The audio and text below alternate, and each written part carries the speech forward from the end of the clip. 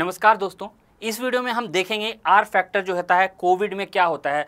दोस्तों बीते पिछले दिनों से काफ़ी ज़्यादा न्यूज़ में आर फैक्टर सुनने को आ रहा है, तो इस वीडियो में हम देखेंगे आर फैक्टर होता क्या है, किन चीज़ों पे डिपेंडेंट करता है और ये क्यों बहुत ज़्यादा ही खतरनाक है। तो चलिए स्टार्ट करते हैं। तो सबसे पहला जो सवाल आता है वो आता है कि आर फैक्टर क्या होता है। तो दोस्तों आर फैक्टर का अगर मैं शॉर्ट में बताऊँ तो फुल फॉर्म होता है रिप्रोडक्शन रेट। अब रिप्रोडक्शन रेट क्या होता है, इसमें बोला जाता है कि एक पर्सन कितने ज़्यादा लोगों को स्प्रेड करता है पॉजिटिविटी, यानी कि अगर वो कोविड पॉजिटिव है और कितने ज़्यादा लोगों को वो अपने से फैलाता है, उसको कहते हैं रिप्रोडक्शन रेट या कोविड का आर फैक्टर। ठीक है, तो मैं अच्छे से समझाता हूं इसमें कि मान लीजिए कोई एक पर्सन है, आप ही हैं मान लीजिए, ठीक है, और आप जो है दोस्तों, क्या आपके घर में दो लोग रहते हैं, आपकी मम्मी रहती हैं और आपके पापा रहते हैं, यानी कि मदर और फादर रहते हैं। ठीक है, तो ये हो गई मदर और ये हो गया फादर। तो मान लीजिए आप पॉजिटिव हो जाते हैं, आप क्या हो जाते हैं, पॉजिटिव हो जाते हैं, और आप अपनी मम्मी को डायरेक्टली फैला देते हैं, तो आपका आर फैक्टर जो है दोस्तों 1 हो जाएगा। ठीक है, और अगर आपसे ही आपके पापा को हो जाता है तो क्या हो जाएगा, आर फैक्टर आपका 2 हो जाएगा। लेकिन अगर आपकी मम्मी से आपके पापा को हो जाता है तो मम्मी का जो है आर फैक्टर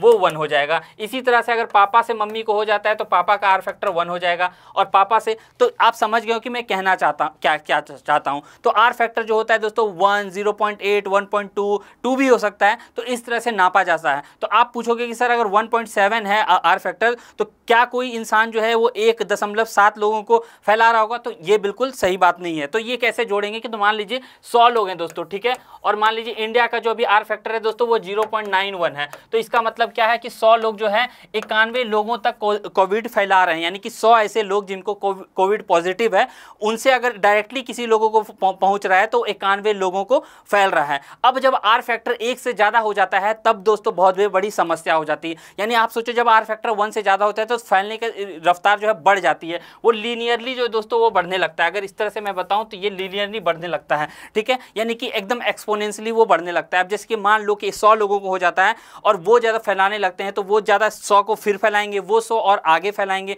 इस तरह से दोस्तों एक्सपोनेंशियली आगे बढ़ते जाएगा। तो चलिए देखते हैं कि इंडिया का हाल जो है वो आर फैक्टर में क्या रहा है। तो 2019 में मार्च के महीने से दोस्तों यहाँ पे देख सकते हैं कि आर फैक्टर यहाँ पे आपको दिखाया जा रहा है। तो यहाँ पे आप अगर देखोगे अच्छे से तो दोस्तों आप बोलोगे कि आर फैक्टर शुरुआत दौर में इतना ज़्यादा कैसे था, जबकि तभी कोविड केसेस बहुत ही कम थे। तो तभी इस कारण से था ना दोस्तों, क्योंकि कोविड इंडिया में नया नया आया था, ना कोई मास्क लगाता था, ना कोई हैंड सैनिटाइजेशन करता था, कुछ भी नहीं करता था। तो किसी को अगर कोविड हो जाता है तो वो डायरेक्टली फैला देता था। यानी कि शुरुआत दौर में जितने भी लोग थे उन्होंने लगभग 100% से भी ज़्यादा लोगों को कोविड फैलाया था, क्योंकि वहाँ पर कोई भी नॉर्म्स वगैरह नहीं थे, ना ही लॉकडाउन था। इसलिए देख सकते हैं कि जब से लॉकडाउन लगा दोस्तों रेट जो है वो बढ़ने लगा, क्योंकि लोग घर में रहने लगे, फिर मास्क पहनने लगे, सैनिटाइजेशन करने लगे, इस तरह से लोगों का आर बार जाना, अलग लोगों से मिलना खत्म हो गया। इसके कारण जो है आप देख सकते हैं कि सबसे ज़्यादा आर फैक्टर शुरुआत दौर में ही रहा था। तो आप समझ सकते हैं कि सैनिटाइजेशन और मुंह पे मास्क लगाना, ये सारी चीज़ें कितनी ज़रूरी है। इसी कारण से आप खुद सोचिए कि इतना अगर कोविड का आर फैक्टर नहीं होता दोस्तों इंडिया में शुरुआती दौर में, तो कभी भी इंडिया के नंबर ऑफ केसेज जो है इतने ज़्यादा नहीं होते। तभी जो है अज्ञानता के कारण आपने पता ही होगा कि कई ज़्यादा जो है रिलीजियस जगहों पर लोग जमा भी हो गए थे एक साथ, और जाकर उन्होंने बहुत जगह फैला दिया था। तो अब देख सकते हैं कि यहाँ पे तो धीरे धीरे घटते गया है, लेकिन आप देख सकते हैं कि हमारा जो मार्च जून जुलाई जो अब पिछला गया दोस्तों उसमें कितना ज़्यादा कोविड केसेस इंडिया में आ गया। तो यहाँ पे फिर से आर फैक्टर जो है इंक्रीज हो गया था, लेकिन फिर से घटने लगा। लॉकडाउन वगैरह के कारण जो है धीरे धीरे आर फैक्टर घटने लगा। लेकिन सबसे खराब बात यह है कि फिर से आर फैक्टर जो है वो बढ़ रहा है इंडिया में, और अभी जो 19 जुलाई को जो डाटा आया दोस्तों उसके हिसाब से 0.97 जो है आर फैक्टर है। यानी कि अगर 100 लोगों को कोविड हो जाता है तो वो कितने लोगों को फैला देते हैं, तो वो 97 लोगों को फैला देते हैं। मात्र 3 लोग ऐसे होते हैं जो बच जाते हैं। तो ये काफी बहुत गंभीरता पूर्वक है। अगर हम स्टेट्स की बात की जाए, ओवरऑल स्टेट्स की बात की जाए, तो यहाँ पे 2 डाटा दिए जा रहा है। एक दिया जा रहा है जुलाई 11 का और दूसरा दिया जा रहा है जुलाई 19 का। तो हम देखने वाले हैं कि कौन कौन से स्टेट्स के आर फैक्टर 1 से ज्यादा हैं। तो अगर आप देखेंगे यहाँ पे दोस्तों, यहाँ से आपका स्टार्ट होता है आर फैक्टर 1 से ज्यादा बढ़ना। जैसे कि केरला हो गया दोस्तों, मेघालय हो गया, नागालैंड हो गया, अरुणाचल प्रदेश, त्रिपुरा, यानी कि केरला और साथ ही साथ लगभग जितने भी नॉर्थ ईस्ट स्टेट हैं उनका आर फैक्टर बहुत ज्यादा बढ़ गया है। इसी कारण से होम मिनिस्ट्री की सेक्रेटरी ने दोस्तों उन्हें लेटर लिखा है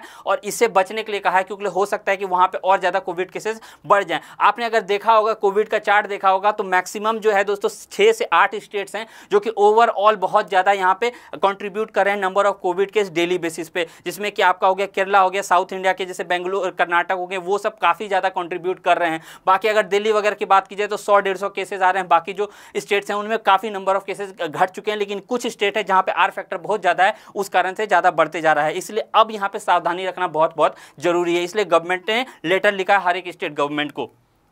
अब देख सकते हैं दोस्तों यहाँ पे कई सारे स्टेट्स के जो हैं वो कम भी हुए हैं, ऐसा नहीं है कि सारे स्टेट्स के बड़े ही हैं। ठीक है, चलिए अब आगे देखते हैं, कुछ महानगरों के स्टेट्स में देखते हैं दोस्तों। तो बेंगलुरु में देख सकते हैं दोस्तों जो स्टेट है वो बढ़ गया है ऑलरेडी, यानी यहाँ भी चांसेस जो हैं वो ज़्यादा बढ़ने के हैं, थर्ड वेव आने के हैं। अगर चेन्नई की बात की जाए तो देख सकते हैं कितना ज़्यादा बढ़ गया, यहाँ 0.63 था और यहाँ पे ज़्यादा लगभग उसका आर फैक्टर 1 के बराबर हो गया है। अगर हम कोलकाता की बात की जाए तो कोलकाता में भी दोस्तों 0.8 से लेकर के वो 0.91 तक बढ़ गया है। फिर भी बाकी जितने महानगरों हैं उससे अभी कोलकाता ज़्यादा बेटर सेफ है। फिर बात की जाए पुणे की तो अब 0.85 से लगभग 1 से भी ज़्यादा ये बढ़ चुका है दोस्तों। और इसी तरह से मुंबई की बात करें तो 0.89 से लेकर के वो 1 के लगभग हो गया है।